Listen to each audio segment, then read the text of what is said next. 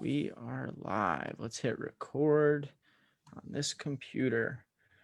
All right. What is up, everybody? Welcome back to this week's expert interview, where I interview an expert every single Tuesday at 7 p.m. Eastern time and bring on their expertise to share with all of you. Now, today is a guest that I'm very honored to have on here with all of us, somebody that I've been trying to get on here. So thank you, Joe, for saying yes. So let me introduce him real quick. Contrary to popular belief, succeeding in business is not risky or accidental.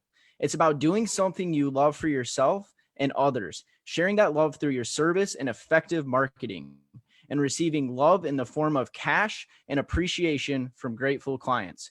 When you align your passions with proven principles, success is inevitable. Since 1999, Joe Nicassio has been working with startup entrepreneurs and seasoned business owners to do just that. If you want to learn some tactics you can put to work in your business today, pay attention to Joe Nicassio. He is an advisor you can trust. Joe, thank you so much for joining us. Well, thank you for thanking me. I appreciate being appreciated. I'm just glad I can be of service to the people that are listening today. Absolutely. So, Joe, I've gotten to know you quite a bit, and I know the value that you can bring to this audience. So tell us a little bit about yourself. Tell us the story of Joe Nicassio. Well, I started out as a child. Before that, I was an orgasm. I grew up, I was born in 1961. I'm 59 years old, been around a while.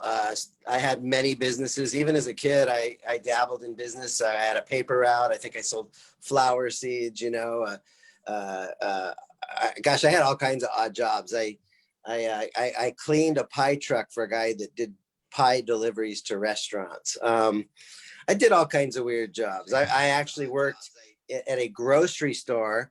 I cleaned the meat department, which, they cut up cows. And I mean, it's actually kind of gross, but I've done all kinds of crazy things. But, my big background is I was really an electronics hobbyist. I took 4 years of high school electronics. I built my own computers in high school before DOS came out. I've always been a tech guy, going back to like the 70s. And I loved electronics. And that my first job, I was in my high school electronics class, and a local businessman who had an electronics repair company. I came and he talked to the teacher and said, "Who's your best student?" And they gave me a job repairing stereos and televisions and all kinds of electronic equipment. So that was fun. I got to listen to stereo all day. The broken ones turned into the good ones, and it was crank it up. So it was a lot of fun. I ended up, I took a lot of electrical engineering classes. I was an engineer for Sanyo Electric for several years. I was an engineer for Eastman Kodak for several years. But that first job I had was with an entrepreneur. I think it was really important to get exposed to that. But I worked for the corporate gig, and I didn't really like that. There's a lot of stories. There's a story about how my dad had a heart attack, and I was selling computers in Torrance, California, and found out my dad had a heart attack. And it's kind of a long story. I'm not going to spend too much time on it. But the bottom line is I asked for permission to go visit my dad, and I was denied. And then at 7:00, I asked, "Can I go visit my dad now?" It was like quitting time. And I left. And I went to go spend the weekend with my father. And then I came back the next day, the next Monday, and somebody broke into the store after I left. They took all the computers and tied up the guy Gary in the back room. And they ended up firing me for that because the company had a policy. You can't leave. You can't. I broke the policy that 2 people had to be at the store at lockup. I had nothing to do with this robbery. It was just a really bizarre circumstance. But, one of the things I learned is most people don't have an employment contract. And one of the things I learned is everybody in California, for example, where I live at the time, especially, is they have a law that basically you're hired at will. And so basically they can hire you for the right reasons or the wrong reasons, and they can fire you for the right reasons or the wrong reason or no reason at all, because I didn't have a contract. So what I learned is 99 out of 100 people do not have an employment contract. And I was really upset because I was selling computers. I was good at it. I was busting quota. I loved my customers. My customers loved me. And they decided that, you know, because the insurance wouldn't pay for these computers unless somebody's head rolled, they chose my head to be the head that rolled. And I just made a decision, you know, never, ever, ever again am I going to be employer reliant. I'm never going to put my career. I mean, how bad is it that you build a great career and then somebody rolls out of the wrong side of bed and says, you're out of here? Like there's no control. There's no You're say. expendable. You're expendable. You're a cog in the machine. And so from that time, I made a decision to never, ever work for anybody again. So I hustled and hustled some more. And I got involved selling some high-tech software that was hot one day and not the next. So I made over $1 million selling that software. And, you know, in commissions. I made a promise that I would never be an employee again, but I had a company ask to hire me. And I said, only if I'm an independent contractor, and we split the profits 50-50. So that was actually a good deal. And it's also kind of proof that you don't have to have a traditional employee agreement. You can negotiate, you know, what you want. So right. I made over $500,000, and then technology changed. The people I was dealing with weren't square with me. They weren't telling me all the pieces. I was pumping money into something that wasn't working anymore and was being out, you know. And then all of a sudden things crashed and burned. The next thing I know, my net worth is minus 250,000. Wow. So that was devastating. So what'd you do then? Well, I cried. I sought therapy. I got really depressed. I had, you know, I lost a lot of friends. You know, it's really interesting. When you have money, everybody wants to be your friend. And when the money goes away, people vaporize out of your life. They scurry away like little cockroaches. And so that's one of the lessons is when you got money, everybody wants to be your friend. And when the money's gone, you find out who your real friends are. And it's a small number of people. So but you know, besides the therapy and the depression, I think the thing that really happened that was amazing is I got a mentor. Somehow accidentally, I happened upon Jay Abraham, and I purchased a ticket to one of his events, and it was a $5,000 per person event, and I put it on a payment plan. I put $500 on a credit card.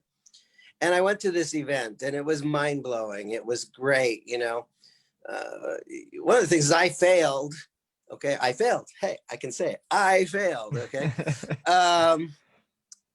but you know, in the process, I realized one of the reasons I got depressed is like I'm a smart guy. I'm not supposed to fail because I've done all this work to get smart, right? But the thing is, I learned about electronics and technology and a little bit about selling, but I did not learn the whole marketing process. And so, you know, it's like I'm always blown away by how little I knew just 2 weeks ago. I got a world-class education in marketing. And so I went to the first event. I actually was in a hot seat. I got skewered on stage. I mean, it was humiliating but it just was like, it made me completely aware that I was doing things wrong.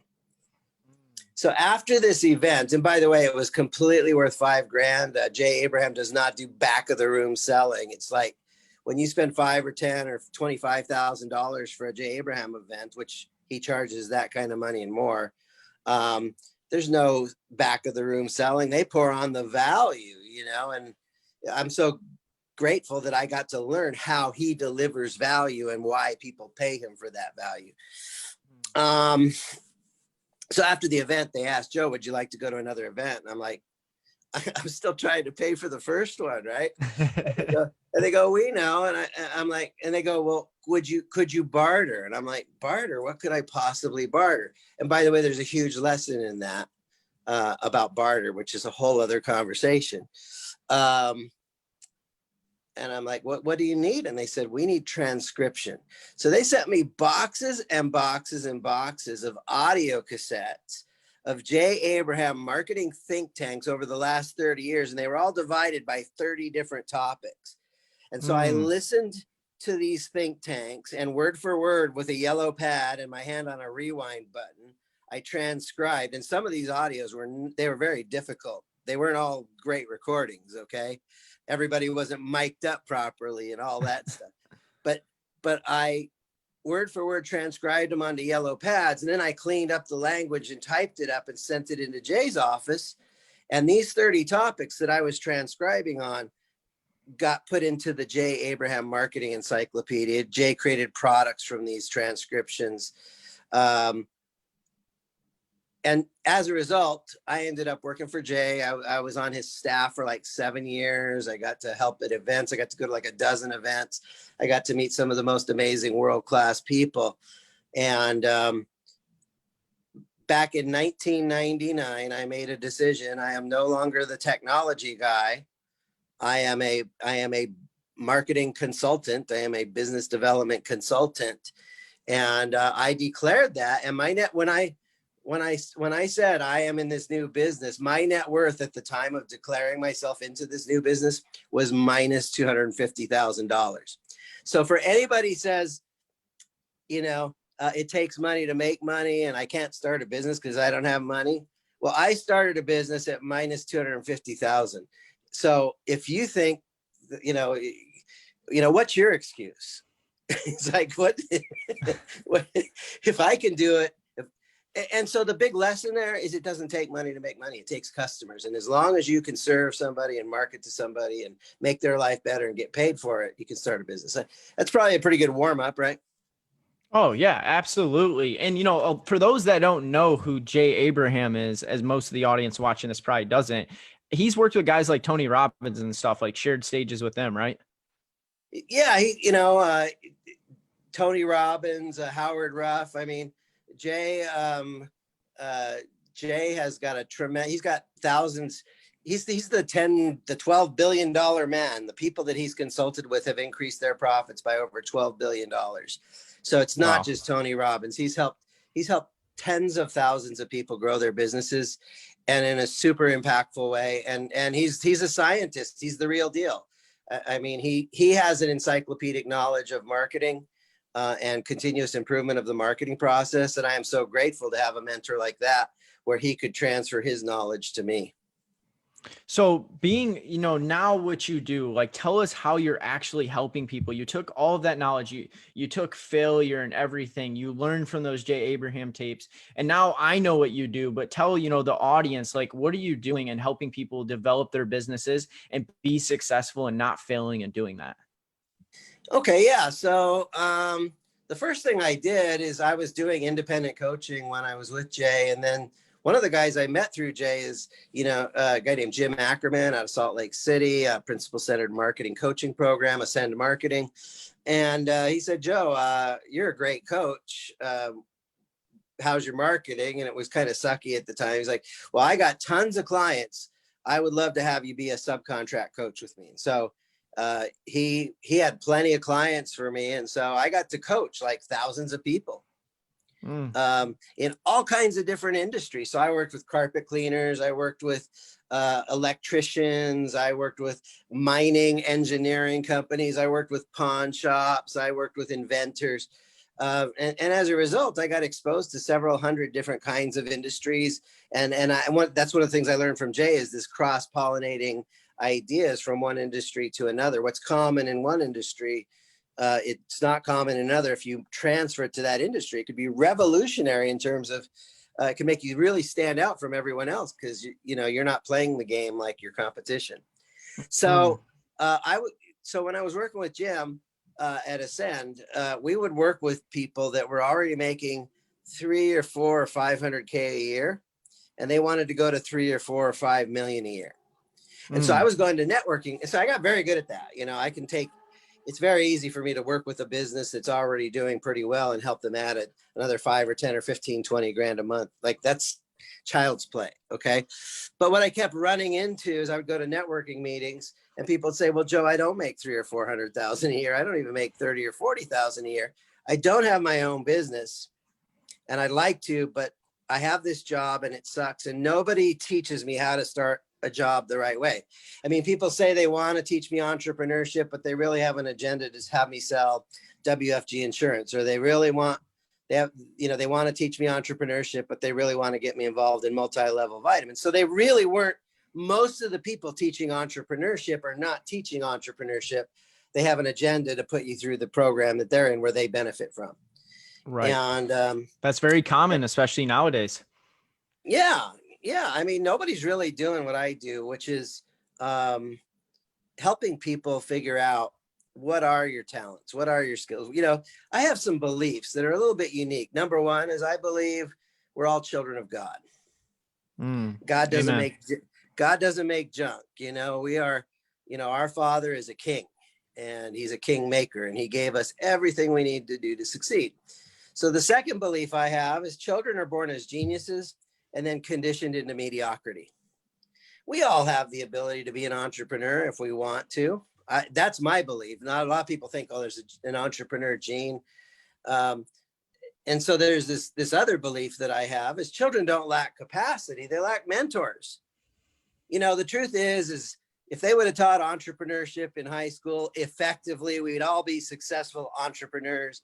But the truth is we go to school and they teach us to go to school, get a good education, and become somebody else's bitch. Pardon my language. But, this idea of 100%. going to school, getting an education so you can be a servant to others, so you can build other people's dreams, so that it doesn't add up to me. They create employees.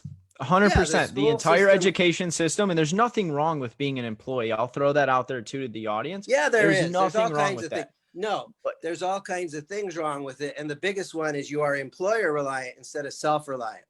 So for example, here's what's wrong with being an employee. When something like COVID hits, your employer tells you what you're going to do with your income in your life. Somebody else is calling the shots for your life. But when COVID hit for me, even though other people were shutting down, I wasn't, because I am the man. Stop working for the man, be the man. Stop working for the boss, be the boss. Because the moment you become employer reliant, you're not self-reliant. The moment you become employer reliant and take a job, you're letting somebody else tell you what hours you work. You're letting somebody tell you what income you're going to make and so what you're financially worth. And you're giving away a lot of your freedom. So there's a lot wrong with the employee structure. And there's a myth that if I get a good job, my employer will take care of me. And I'm like, bullshit. No, I agree with you 100%, but just through so many of these conversations, I have found there are people out there that, let's put it this way, they're very content working a good job, where someone like me and you, I want the security of working for myself and knowing that I'm always secure, and I'll never be faced with a position like what happened with you, right? When your dad got sick and your employer told you, no, you can't leave. So no, I agree with you. And I think we are seeing a transition right now through COVID where people are being awakened again. They're starting to realize, if you go back far enough in history, entrepreneurship used to be huge before the Industrial Revolution. That's right. Yeah, I mean, it used to be that you were trained in a craft, or we had an agricultural, and then we had a hunter culture. Then the Industrial Revolution hit, and so they needed people on the assembly line, and so anybody could get a job on the assembly line. But if you were educated, if you had a college degree, you were promotable. And so we actually started to develop this idea that college degrees equals promotable. But the challenge is now the marketplace is saturated with college grads, and there's not enough good jobs. Let me tell you a true story. It inspired me to write my book, which is called Resurrecting America's Entrepreneurial Spirit. If people want it, I'll give it to them for free, a PDF. So I was asked to speak at the EDD in Sherman Oaks or Canoga Park. It was up in the valley. And I was there to teach marketing and salesmanship to all these unemployed people. So there's 50 people in the room. They all have bachelor's, masters, and PhDs. They're all college grads, every one of them. And the common thread is they're all unemployed. And so I'm teaching about prospecting and initial contact and qualifying and presenting yourself. And somebody goes, Joe, we don't have problems finding a job. We have troubles finding a job in the thing we learned in the university. I got a degree in architecture and I can't find a job in architecture. I'm an attorney, but I can't find a job in my specialty I learned as an attorney.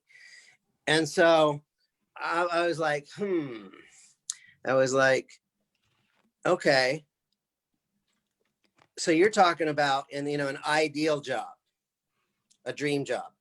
So I said, there is no entitlement. No, you're not entitled to a dream job. Where's the committee to create a dream job for Cody Cottle? I'll tell you where it is. That committee is in your mirror. That's it, man. Just me. Yeah. Unless you hire me as your coach, then I'm on that team with you. But boom, drops the salesmanship. Love it, Joe. So I said, if you can't find a dream job out there in the employment market, how many of you would like to someday, one day, create your dream job as an entrepreneur? Show of hands. And 60% of the hands went up, which was like that warmed my heart, But my buddy Jason's behind me and he's whispering in my ear, he's like, ask them how many are afraid of starting their own business. So I said, okay, everybody, how many of you are afraid of starting your business? Like every hand in the room went up. And I'm like, oh, this is America, the land of opportunity. How do we educate people with a master's degree or a PhD and they can't turn it into money? They can't turn it into a business. And when I saw that 100% of the people in that room were afraid of starting their business, I started, this was the first seeds of what I call the entrepreneur paradox. So we all want to be a successful entrepreneur, but on the other hand, most people are scared shitless of failure. And so we think that entrepreneurship in America is alive and thriving and blossoming, okay? Because we see people like Elon Musk building rocket ships to Mars.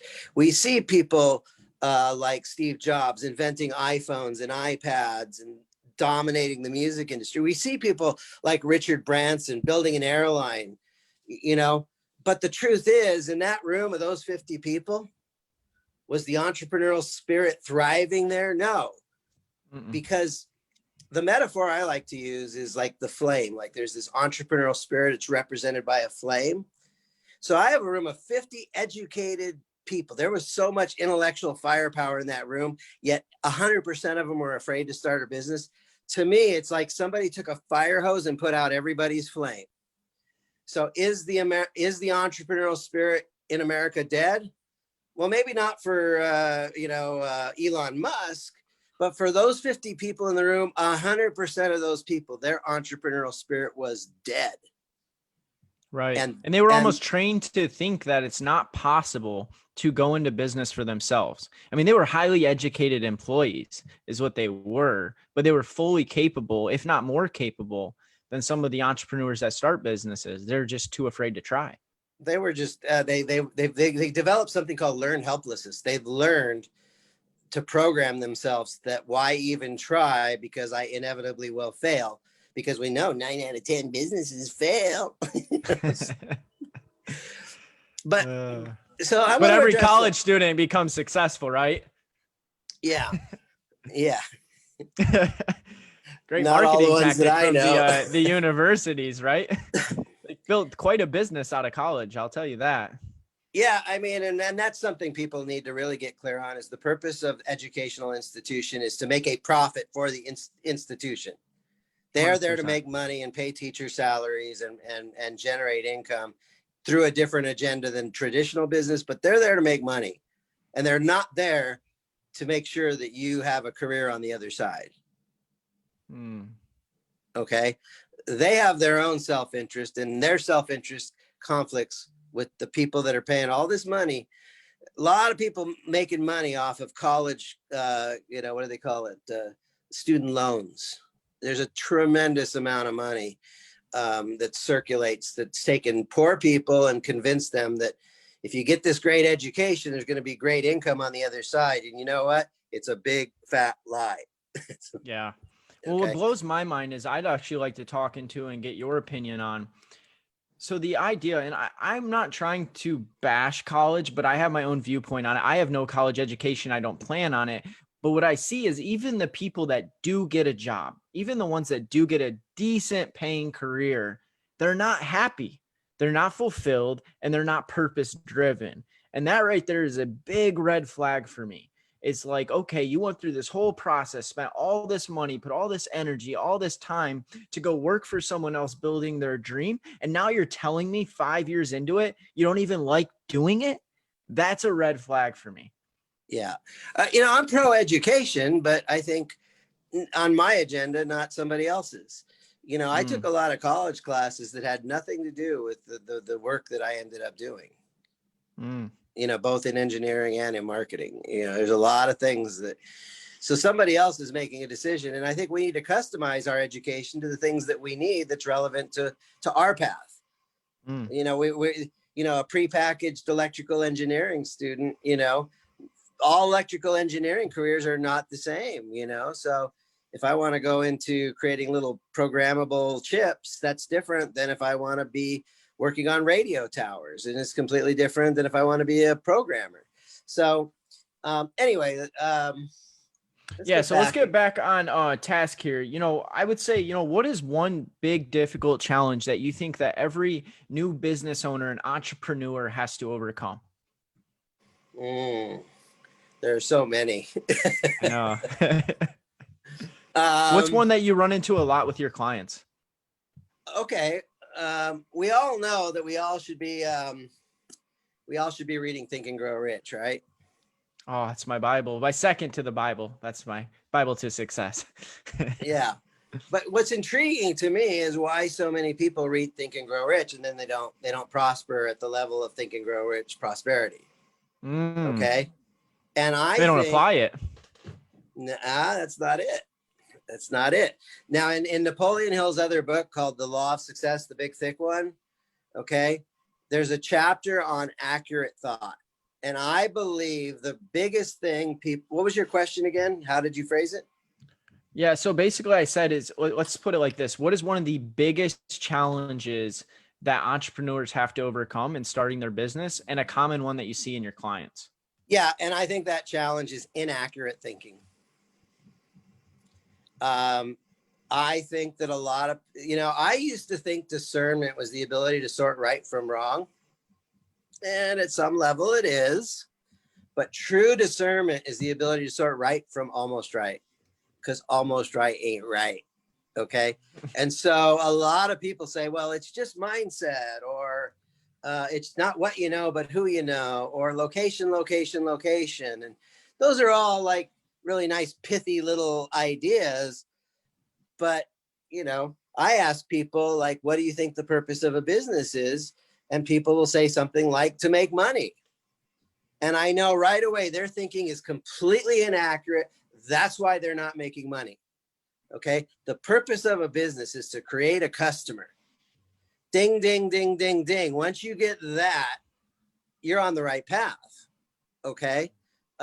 So in the book, Law of Success, Napoleon Hill says, accurate thinking is like a 2-ton wrecking ball. See how these boom, one of these wrecking balls that takes down a building? Accurate thought is like a wrecking ball. Inaccurate, it's like a 2-ton wrecking ball. Inaccurate thought is like a 2-pound tack hammer. Okay. And most of the people that I deal with, when I first meet people, I start asking them questions about their beliefs around business, their beliefs around money, their beliefs around customers, their beliefs about what makes a business work. And their thinking is very inaccurate. And as a result, they struggle for sometimes decades because they don't clear up the input. Their thinking is almost right, but it's the difference. It's like if you go play tennis and you hit the ball, you hit it wrong. It's like a struggle to hit the ball. But if you hit it just right in the sweet spot, it soars. Right. I mean, look at, like a rocket ship, right? Like if it's off even a half of a degree, it completely throws the entire rocket off course. So you got to have that. Landing on the moon or ending up stranded in outer space in a vacuum, dying from the cold. Yeah, So I absolutely. got a question for you from Annabelle Tafoya, because we are live and I am opening this up for questions. Sure. Anybody else that's watching that has a question for Joe while we got him on here, ask questions. Let's get, some questions going. Do you think that eventually the tables will turn on what college will actually provide for you, and the entrepreneurial noise will be louder than the college noise is now? He's asking is, will there be a turn of that tide? Will the entrepreneur have his time again? Do you think that'll drown out the college noise? I'm not sure I understand. Read me the question one more time, because I want to make sure I Do get you this. think that eventually the tables will turn on what college will actually provide for you, and the entrepreneurial noise will be louder than the college noise is now? Yeah, maybe. I don't trust the college system, though. You got to trust yourself. The thing is um, I know people that have hired me. I have people that have hired me that had MBAs, but then they tried to start a business and they did not teach enough to start a business. Um, I've had people go through like little mini entrepreneur development programs, and then they still can't make it work. And so there is an entrepreneur education curriculum kind of happening in the world. Unfortunately, it's ineffective. Mm. People are focusing on the wrong things. Um, I'll tell so you a funny story on that subject. I was hanging out near a university here in Michigan, Grand Valley State University, and I was actually at a party one night, and this was like a few years ago. And I remember talking with this guy about whatever. We were just talking, and I was like, okay, well, what are you going to school for, man? Because he was really bashing like me and a friend wanting to start our own business. And he's like, no, no, no, you guys need to go to college. You need to go to college. I was like, okay, well, what are you going to college for? He's like, I'm going to college for entrepreneurship. I said, okay, so what's your plan when you graduate college? I'm going to go get a good job. And I started laughing. yeah, And I just Googled entrepreneurship and threw my phone in his face and was like, maybe you should reread the description of entrepreneurship. And that's the problem right there, is colleges teach entrepreneurs how to go get a job for an actual entrepreneur. It just blows my yeah, mind. yeah. It's just I've been doing this a long, long time. I spent over 25,000 hours learning what I know. I'm a Mm. marketing expert. I'm a business development expert. I'm very competent at things like business models and relationship development. I mean, I've worked on this stuff a long, long, long, long time. And then I have people like saying, they come to me, it's like, they want to sell me their marketing stuff. And it's like, well, what's your background? It's like they took some 40-hour class. They don't know all of marketing. They know some little piece that, for a lot of people that are teaching marketing, they're saying, here's how you do marketing. You get on social media, you make 1,000 posts a week or whatever, all over the place. It's like throwing pasta at the wall and hoping something sticks. And I'll tell you what, that is a crappy way to build a business. And so Mm. there's all these people teaching you how to build a business, and they're teaching you ways that are like, you got to be stupid to be running your business this way, and you're paying money to learn this stuff. So a large part of the work I have to do is like help people unlearn the crap that they learned and actually get them grounded in the fundamentals and the basics, because success is inevitable when you master the basics. So I don't think I really Fundamentals. fully answered the question about what I'm doing now. So, Yeah. Tell us. so I started this business and I started helping.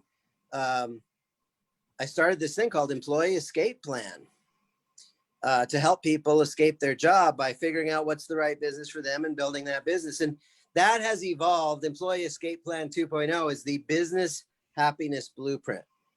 Mm. And so I am committed now to not just helping people create a business that makes money, but also money, meaning, and freedom.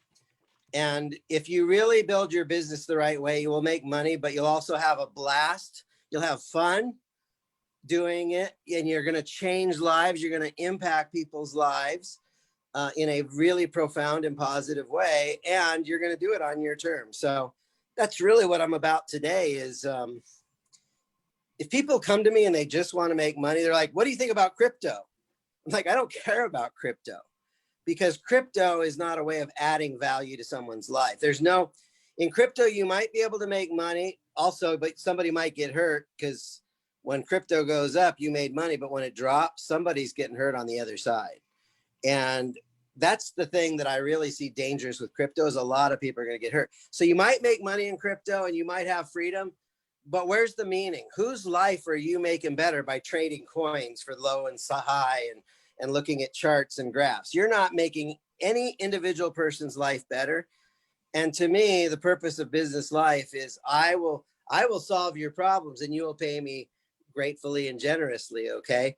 And to me, there's an exchange where, yes, I'm making money, but I'm doing so because I'm a freaking massive contribution to improving your life, your conditions, your relationship, your business. Okay. Okay. Now, why I got you on here, because, you know, it's value having you on here. You know, what would you say to the person out there that's like, Joe, I want to start a business, but I don't know where to start? Like how, what is a way and some advice you could give to the audience on identifying what type of business they should even start in the first place? Well, the first thing I would say is choose wisely. Because if you ever see the Indiana Jones thing where he's like, he chose poorly, and he's like, it's old real quick. And he's, yeah. okay? Yeah. So, what I would say is take the time to figure out what's the right business for you, and don't be in a rush. Don't be in a rush. Too many people, they say, well, I need to make money and I'm desperate for money and I'm needy for money. And so I got to just go make money now. And so they don't have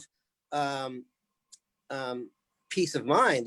They're coming from a desperate place instead of a peaceful place. So step one to choosing your business wisely is to be of serene mind. If you're stressed out and just driven by the urgency and the neediness to make money, you're coming from the wrong place. The second thing is, I got worksheets, I got exercises, I got drills. Sometimes I work with people for 1 or 2 or 3 sessions and they get it. But for other people, sometimes I work with them for 2 or 3 or 4 months. Sometimes it takes them to really nail down what business they should be in. And you know what? That's okay. Because I'd rather them take some time and then nail it than rush into something that they're going to regret later down the road. But there's 3 things. Number 1 is, are you passionate about it? Businesses go up, businesses go down. I guarantee there will be times that you will have struggles. You know this, right, Cody? 100%. So every entrepreneur knows that.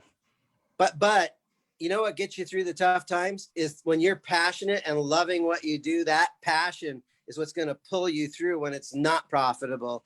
And that's what's going to pull you through until it does become profitable. Absolutely. I mean, waking up every day doing something you love, it's just, there's no other feeling than I have right now getting out of bed every day, knowing that what I'm doing is making a difference in the world, whether it's a good day, a bad day, a profitable day, or a day I lose a lot of money, I'm still happy and I'm smiling. Yeah, I got this image of like this guy. It's like he's got rainbow wings. It's like a superhero, he's overlooking the earth, It's like I wake up every day. I have superpowers. I'm passionate about what I do. I love what I do. I'm good at what I do. I'm a massive contribution to the people I serve. And, oh, wow, by the way, they even pay me for this. That's the space you than that. Yeah. It doesn't get better than that. And that's the intention of the Business Happiness Blueprint is let's help you do what you love so you can share the love and receive the love, doing what you love, and like making a difference. So that's what it's all about. I love how you inject happiness in there, something that a lot of business people overlook. And there's even a bad stigma on businessmen, business women, that they're only in it for the money. And I think that you should do something that you really love and are passionate about. And by giving value, you then receive value for sure. Yeah. For those people that are in it just for the money, that's a spiritually dangerous place to be, and is it okay if I get a little spiritual here? Absolutely. So, the spiritual place, there was an attorney that talked to Jesus in the scriptures, and he says, how can we get to heaven when there's all these commandments and rules? And Christ says, hey, there's basically 2: love God and love your fellow man. I'm paraphrasing. Okay. Love it. Love God and love your fellow man. Now there's another scripture, and it's easier for a camel to go through the eye of a needle than a rich man to enter the gates of heaven. And this one perplexed me for the longest time. But if you connect that scripture to the first scripture I said, okay, why is it difficult for the rich man to get to heaven? It's, by the way, it doesn't say impossible. It's difficult, okay? Because the rich man loves money and uses people. But we are not commanded to use people. We're commanded to love God and love people. If you love God and you love people, and in your business, if you love people and use money, you're spiritually in a pretty good spot.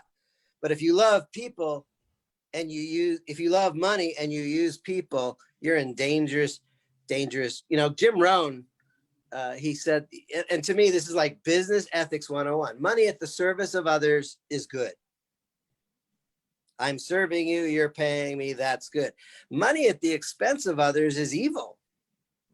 Okay. In other words, if I make money and somebody else gets hurt, that's a really dark side. So that's about as far as I'm going to go down this little spiritual rampage. But I think that so often we're so focused on making the money that that we do it at the expense of people, and that's not a healthy place to be.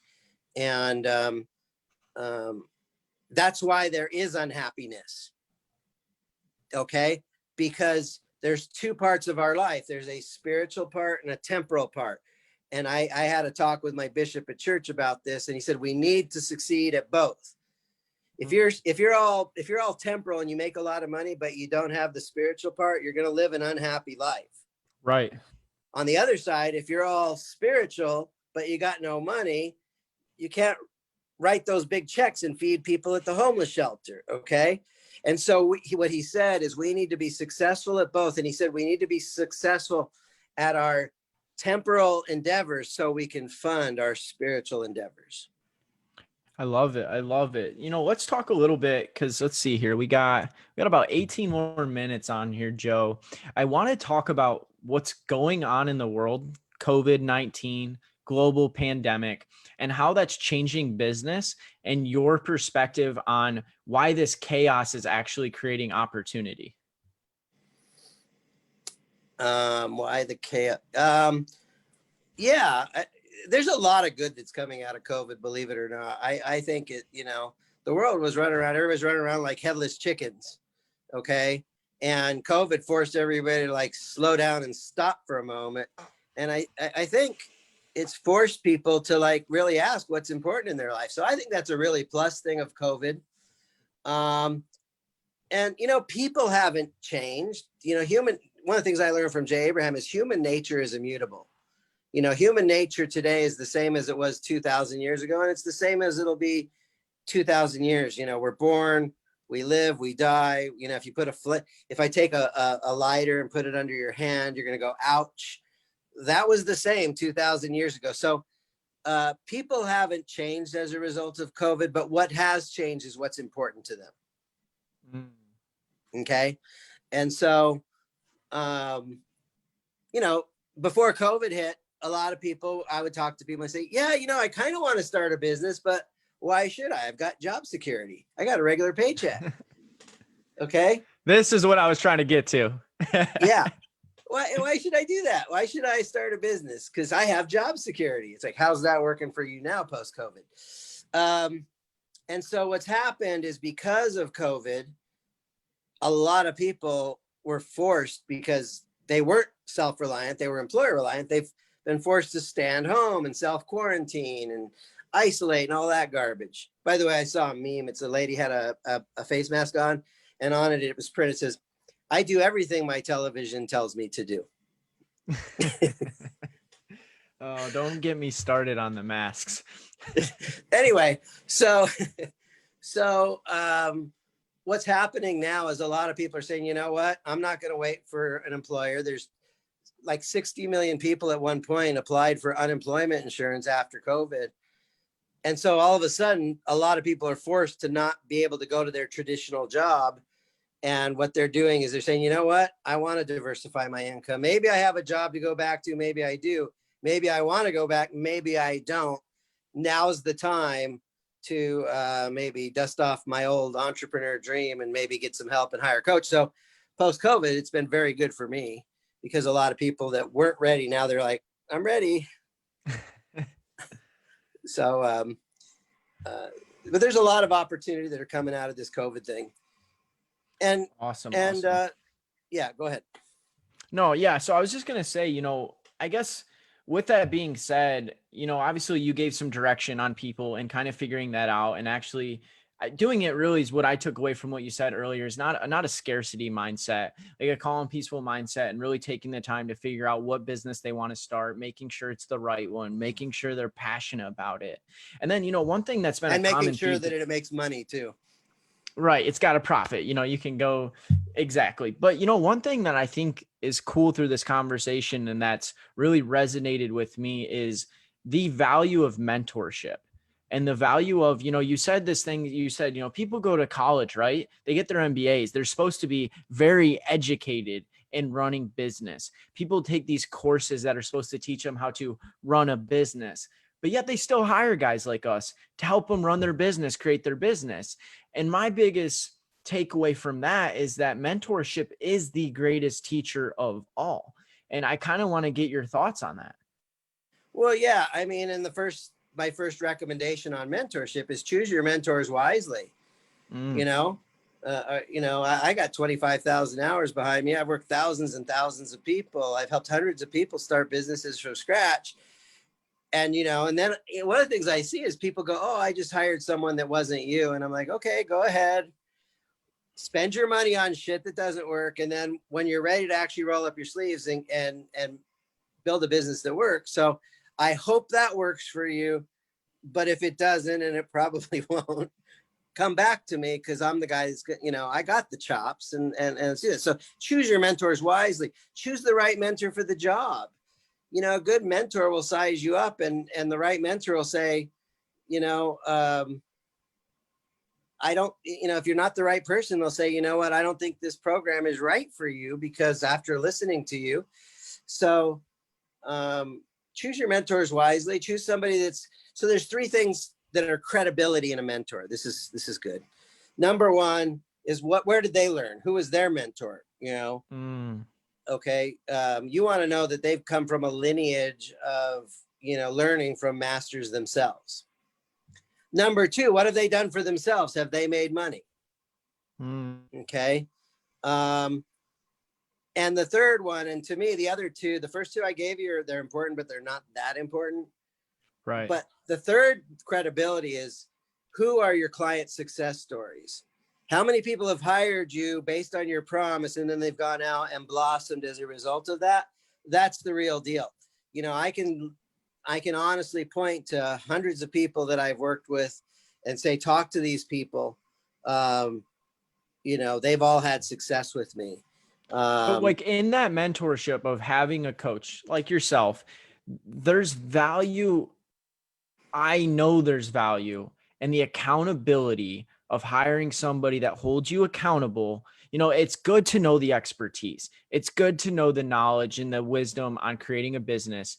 But I think the accountability factor, it's like so many people don't have that self drive to every day wake up and actually take the actionable steps to build a successful business. And a coach, why do we have coaches in sports? Why does LeBron James have like 15 coaches when he's like the best basketball player arguably right now? Because they push him to be his best. And that's what I really wanted to root out, was that accountability of having a mentor or coach that just pushes you every day to be at your best.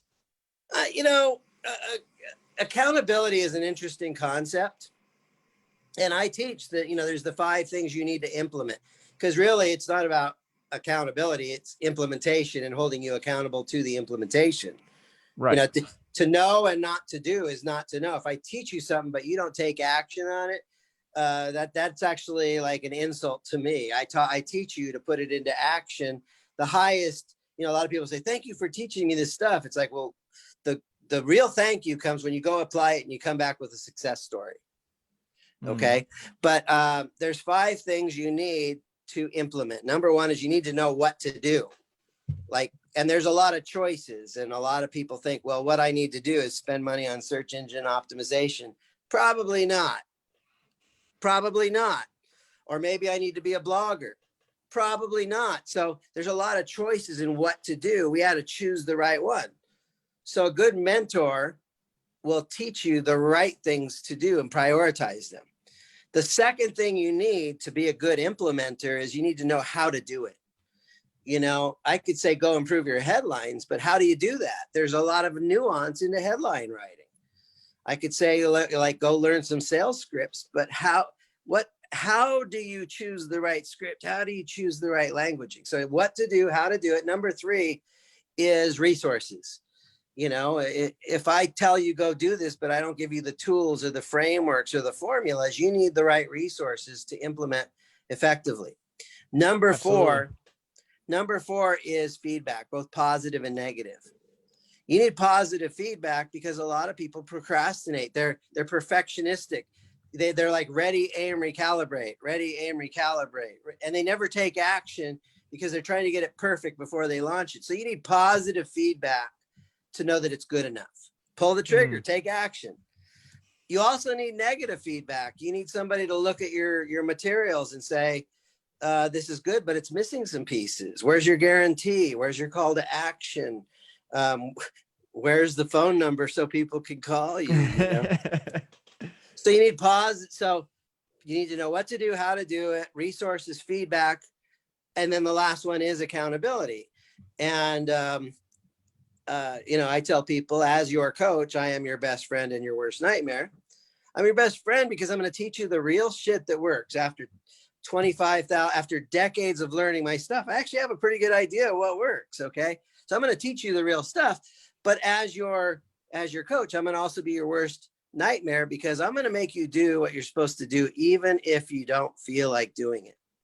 I'm going to hold you accountable. I'm going to hold your feet to the fire.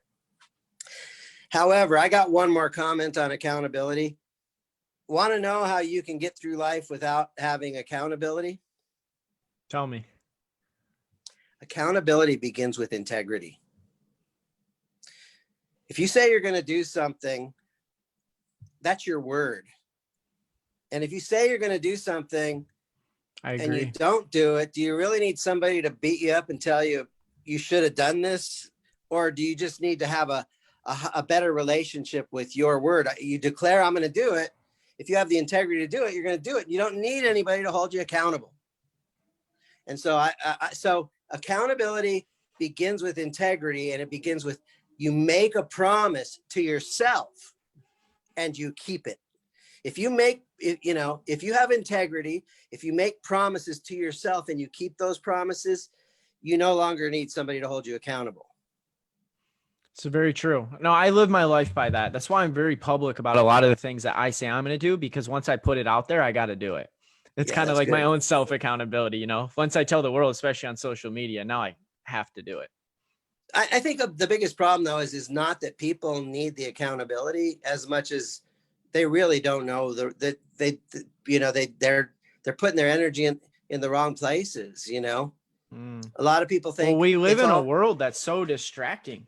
There's so many different places to put your energy. So many people are so lost in that. I'm gonna pull up something here, but a lot of people are saying things like, it's all about mindset. It's all about mindset. It's all about mindset. And I got a problem with that, because when I learned from Jay Abraham, there's actually 9 major drivers that can really make a difference in your business. Ideology or mindset is one of those. But what else can make a big difference in your business? Number 1 is your marketing. You improve your marketing, you'll improve your results. Try something different in your marketing, you'll and almost anything different. Another one is your systems. A business that doesn't have automation or processes or procedures is chaotic. And so if you go from a disorganized business and you start systematizing things, it can really move the needle. And that's not mindset. That's doing the work. It's not just about mindset. You could have the best mindset in the world and the best procedures and the best marketing, but you got to have a good product or service. Hey, You real know? quick intervention in this, because someone just asked you a question. Mike says, has Joe ever helped clients launch products versus services? Yeah, totally. Yeah, I helped a guy launch a product. It's a portable urinal system for truck drivers. I help Nice. people. I've helped people that manufactured light and sound machines. I've helped people that have that hybrid of product and service. So a concrete restoration service where they could fix foundations and crack concrete. So they had the product and then they had the service guys to do that. I helped those guys grow a lot in like 60 days. They had one truck and one crew of guys that were part-time, and they hired me. And the two things I did is they had an LA Times ad they were running, and it was working, but so-so, it was okay. And I rewrote the ad, and their incoming calls increased like 40% per week. And then the other thing is I asked them how many appointments, like if people call for an estimate from this ad, how many of them actually buy? And the closing ratio was like 16%. Oh, sweet. It was really bad. And so I taught them some new ways to sell. And my thought was, if they're reading something in the LA Times about their cracked concrete and they're calling for an estimate, they probably want their cracked concrete fixed. So the first thing was just have the assumption that if they made the call, they probably want the work. And then the second thing is, let's talk to people in a different way. Bottom line is we got their closing ratio from those appointments to 70%, 70. Okay. And within 60 days, they bought 3 new vehicles. They hired 3 crews of 3. So they brought in 9 new employees, plus a 10th employee that was an estimator to go do the estimates. And then after that, they said, Joe, we don't need you anymore. And they stopped paying me on a month-to-month basis. But you did your job as a coach, right? I kicked ass, but that was a product. Mike says, thank you. Yeah. Good. So you want me to finish back up to with this? So you gave us marketing, you gave us systems, having a good product and service. And I know you said there was 9, right? Yeah. So ideology, processes, products and services, marketing, distribution channels. Maybe you're selling on Amazon now, but maybe you could be selling, I have people that come to me and they got like, oh, I got these vitamins and I'm just selling them off my website. It's like, if you want to make money fast, go find some healthcare people, like some chiropractors, and have them put it on their shelf. And when they sell the product, you get paid, and you can do it on a consignment basis. And side note, Elon, I hope you're watching this. We just had a discussion about this the other day, but keep going. I have a belief that low tech effective is better than high tech ineffective. So distribution channels, and then relationships. What are your current relationships? If you don't have the right relationships, it can hold you back. And one new quality relationship can totally transform your business. And then your business model. If you change the way that you offer your business model, you'll change your results. I had a guy, and he's doing drop shipping on Amazon. And I was telling him about Bird and how they're making a ton of money with scooters. And so his first response is, well, maybe that's the next thing I should be selling in drop shipping on Amazon. And I'm like, okay, you can make, so somebody goes and they find your listing and they buy a scooter and you make 50 or 60 or 70 bucks or whatever it is, right? I said, but you're missing the point. Bird doesn't sell scooters. They buy them once and they use them over and over and over again as rentals, and they get an ongoing stream of income every freaking day from every freaking device. And they don't even charge them. They have people come pick them up and they take them home and charge them. Yeah, they've created a whole ecosystem of chargers and people making a little extra money for charging. So change your business model, you'll change results. The next one is cash. The way your capital. And, capital isn't just cash. It's human capital. It's intellectual capital. It's real estate capital. I mean, there's a lot of resources we can tap into way beyond cash. And that's the stuff that blew my mind when I was working with Jay Abraham, is that barter baron mindset of every business deal actually is a trade. And And I feel sorry for people that the only thing they have in their barter inventory is cash. That's strong. Okay. So if you spend your money different, if you use your resources different, you'll get a different result. And the last one is strategy, you know, a superior strategy, you know. Too many people in business, I think, are very hyper tactical. They try to be the Navy SEAL ninja, you know, and that's good. I mean, that's really good, but you can't just be tactical. At some point, you got to be a general, which means you got to be in the Pentagon. You're talking to the commander in chief. You're looking at the Air Force, the Army, the Marines, the Coast Guard, the CIA, the NSA. You've got all these resources that Navy SEAL does not have access to. And so we need to have that blend of being strategic and being tactical. And that can be a game changer. Too many people are tactical. And if you get a little more strategic, it'll change the whole game for you. Absolutely. You usually see commonality with people. They're either more lean to one side or the other. Either they're great at strategizing and not actually like implementing and like taking action, or they're great at implementing and taking action, but terrible at strategizing. So it's important to know that strength and that weakness and then build your team around that.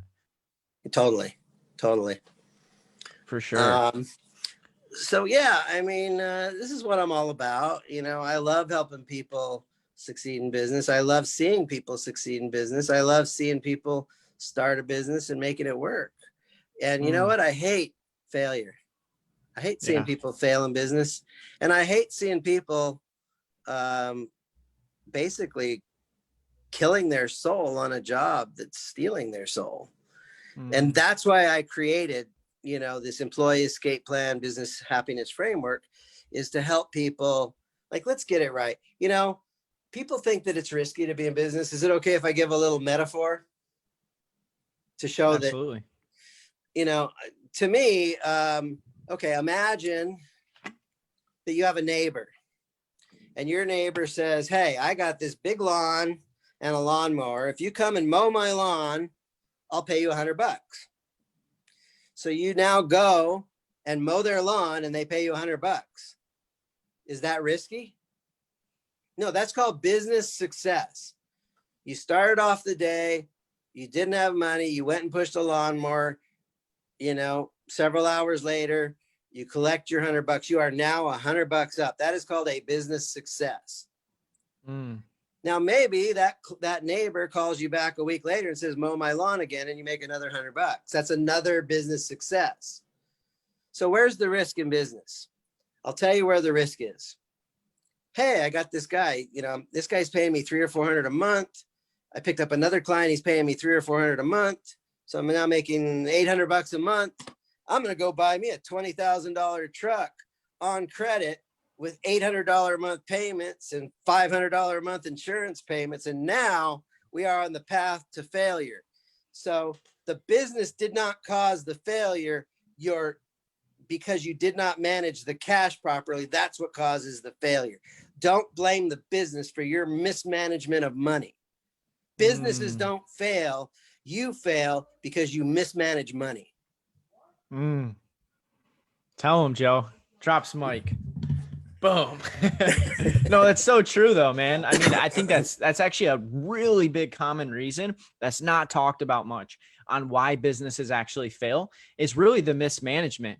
Yeah, I mean, I've known some business owners, I won't call out names, especially in the city I live in, that did exactly that and tanked a thriving business because they couldn't control their own money management and they leveraged way too much against the business. So here's the quote. If your outflow exceeds your income, then your upkeep becomes your downfall. That's some wisdom. So as we come to wrap things up, you know, I have two things. The first one is, what's one piece, one last gold nugget that you could leave the audience with before we end this interview? You want to give me a little bit more? I can give you a lot of It's really just, you know, one piece of advice. And sometimes I always word it in different ways. Like, Joe, if you were talking to a younger version of yourself, what advice would you give yourself? Well, I would say risk comes from not knowing what you're doing. So make sure that you either hire a mentor or get somebody that does know what they're doing so you can learn the right way to do things. So if you know what you're doing, success is inevitable. If you don't know what you're doing, failure is inevitable. So don't just get it. One of the things I learned from Jay Abraham and transcribing all those audio cassettes and those think tanks was that a lot of the greatest wisdom is not written in any book. It was because I was gathering that information, that stuff got written. And a lot of that stuff, it never got written in books. Okay. A lot of the stuff. So a lot of people think, well, I'm going to go learn business. So I'm going to go to Amazon and I'm going to buy a bunch of books. And they're buying books from people like Grant Cardone and Dan Locke and stuff. And they're learning some good stuff, but they're like, you're getting some of the pieces, but you need all the pieces. And a lot of times what I see people doing is they're studying and reading, which I completely am a fan and encourage people to learn and read and study, but they're studying the same kind of, like they're studying the positive stuff to just give them that yummy, good feeling, but they're not learning the mechanics stuff of how to actually make a business work. And so it's entirely possible that you're learning, but you're learning the wrong stuff. And a guy like me, I got a $300,000 business library, and I've read most of it because I'm a freak. Okay. But one of the things by coming to somebody like me is because I know my stuff, I can give you answers direct, and I'm not going to make you read the whole freaking library. Let's just pinpoint what you need, give you what you need, fix the problem so that the machine works. Good stuff. So how can people find you, Joe? Probably the easiest way to find me is go to, employeeescapeplan.com. At the top of the page, there's a button. It says schedule an appointment. You can go to, let me give you a separate website, schedule.employeeescapeplan.com. That'll take you to my calendar link. And if, let me buy you an hour of my time. If you're really interested in either building your existing business and building a better business and growing it to the next level, you can contact me there. Or the other one is if you want to build a business from scratch. Either way, schedule a time. Let's have the conversation. I always give everybody an hour of my time. It doesn't take money to make money. It takes customers to make money. It doesn't take money to make money, but it does take money to get my expert guidance. But the first hour is always on me. I love it. Well, we appreciate you buying us an hour of your time tonight, Joe, sharing some of your expertise with all of the viewers. And guys, I'll ask Joe to go ahead and drop, once this is uploaded on Facebook, if you don't mind dropping that web address for everybody to easily click to get over to your website. That'd be awesome. Joe, thank you so much for coming on. One more thing. Okay. Faith that fizzles before the finish was faulty from the first. So if you're in business and you're feeling like quitting, okay, if you're fizzling before you finish, it was faulty from the first. So make sure that your faith is strong. Go in with this. If you're doing it, put your heart and soul into it and don't quit. There is a time to quit, but once you set your mind that you're on the right path, stick to it, see it through to the end, complete what you started, because I'll tell you what, there's a lot of yummy feelings that come with, I'm in business, people are paying me, and I'm changing lives. And I get that fulfillment every day. And that's what I want for other people too. I want you to wake up every day loving what you do, sharing the love, receiving the love, and tapping into some of the abundance that's rightfully yours. Amen, brother. Amen. Good stuff. Incredible. Thanks for having me. Incredible interview. Yeah, absolutely. Thank you, Joe. And to everybody watching, thank you guys for tuning in. All of those that watch the replay, stay tuned for next week. We'll have another expert interview next Tuesday, 4 p.m. Pacific time, 7 p.m. Eastern time. And stay tuned till then. Everybody have a great night. Joe, have a wonderful night. And thank you again. God bless you, man.